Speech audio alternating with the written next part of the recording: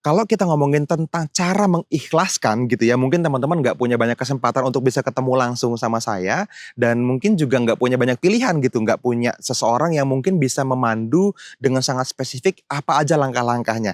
Nah, saya buatin 3 langkah mudah supaya teman-teman bisa praktekin semuanya. Halo teman-teman, di video kali ini kita akan bahas tentang 3 cara gimana seseorang bisa mengikhlaskan kepergian seseorang yang dia sayang. Ini saya lagi di tengah hutan ya teman-temannya, lagi trekking ya. Dan buat teman-teman yang baru pertama kali hadir ke dalam channel ini, welcome to Kedamaian ID teman-teman. Di channel YouTube ini kita berbagi berbagai hal yang berhubungan dengan psikologi diri tentunya, untuk bisa membuat banyak orang itu lepas dari stres, depresi, fobia, trauma, dan berbagai problem psikologis lainnya yang berhubungan dengan gimana caranya kita bisa mengupgrade diri jadi lebih baik lagi. Dan saya adalah Fadli, teman-teman. Saya Fadli, saya adalah founder dari Kedamaian ID. Oke, teman-teman. Pertanyaan ini sebetulnya datang dari salah satu followers kita ya di dalam channel YouTube ini, dan dia bertanya teman-teman di Q&A nih ya, minta saran buat lebih bisa merelakan, mengikhlaskan seseorang yang disayang. Wah. Pertanyaan ini sebenarnya datang teman-teman dari YouTube kita ya. Dari Instagram kita ya. Teman-teman bisa follow Instagram Kedamaian ID itu di bawah ya, di @kedamaian.id, dan teman-teman bisa diskusi. Anda bisa diskusi sama semua tim kita yang ada di dalam Kedamaian ID.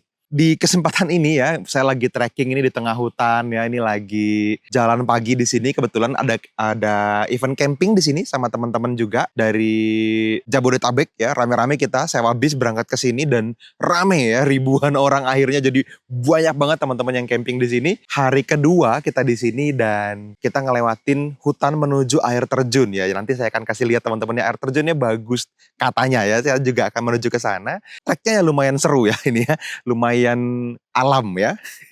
Oke teman-teman, saya langsung aja ya. Jadi gini, kalau kita ngomongin tentang melepas atau mengikhlaskan seseorang yang kita sayang, ini pasti pertanyaannya atau penanyanya adalah seseorang yang baru saja mungkin kehilangan seseorang yang dia sayang. Kehilangan tuh bisa banyak teman-teman, bisa jadi meninggal dunia misalnya, bisa jadi putus cinta misalnya, bisa jadi memang ditinggalkan oleh orang yang ia sayang tanpa kabar dan enggak tahu gimana ceritanya sehingga belum ikhlas. Pertanyaan besarnya, gimana cara merelakan, mengikhlaskan seseorang yang disayang? Kita perlu sepakat dulu teman-teman, ada satu teori dasar di mana banyak orang mungkin nggak terlalu ngeh gitu ya, bahwa memori kita itu tidak bisa di-delete atau dihilangkan begitu saja. Banyak orang, mas bisa nggak saya dibikin lupa aja biar ikhlas gitu? Nggak bisa. Satu nih, rules nomor 1, seseorang tidak bisa menghilangkan memorinya begitu saja.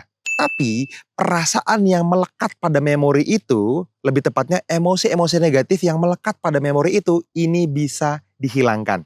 Kalau kita ngomongin tentang cara mengikhlaskan gitu ya, mungkin teman-teman nggak punya banyak kesempatan untuk bisa ketemu langsung sama saya, dan mungkin juga nggak punya banyak pilihan gitu, nggak punya seseorang yang mungkin bisa memandu dengan sangat spesifik apa aja langkah-langkahnya.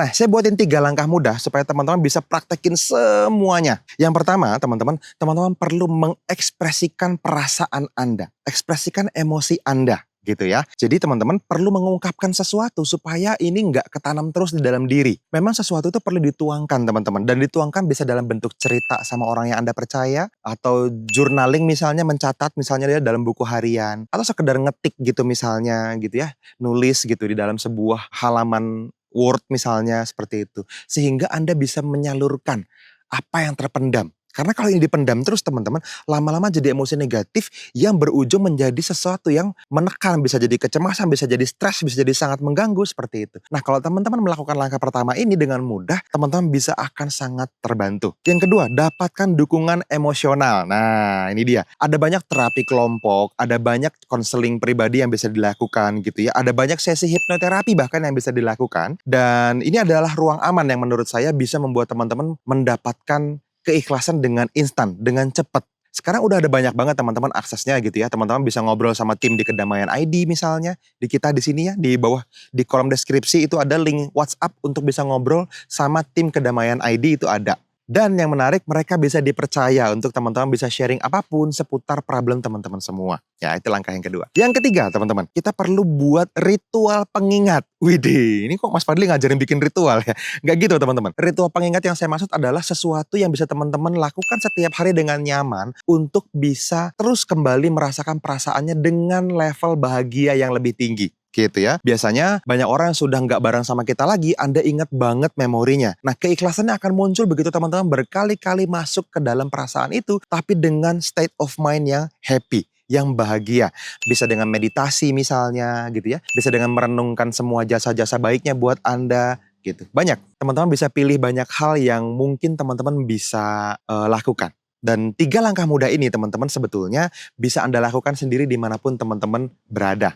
Itu aja mungkin teman-teman sharing simpel dari saya, mudah-mudahan bermanfaat buat teman-teman semua. Thank you sudah nonton sampai akhir. Saya lanjutin lagi tracking saya teman-teman. Nanti kita akan share sama teman-teman semua apa yang terjadi di sini dan mungkin saya akan bikin video lagi hari ini ya. Jadi semoga bermanfaat buat teman-teman yang tonton ya. Sharing ini semua ke orang-orang yang mungkin juga akan rasain manfaatnya dan kita akan sangat happy kalau misalnya ada orang-orang yang sangat terbantu dari YouTube kita di channel ini. Oke, itu aja teman-teman. Sampai ketemu lagi di video-video edukasi berikutnya.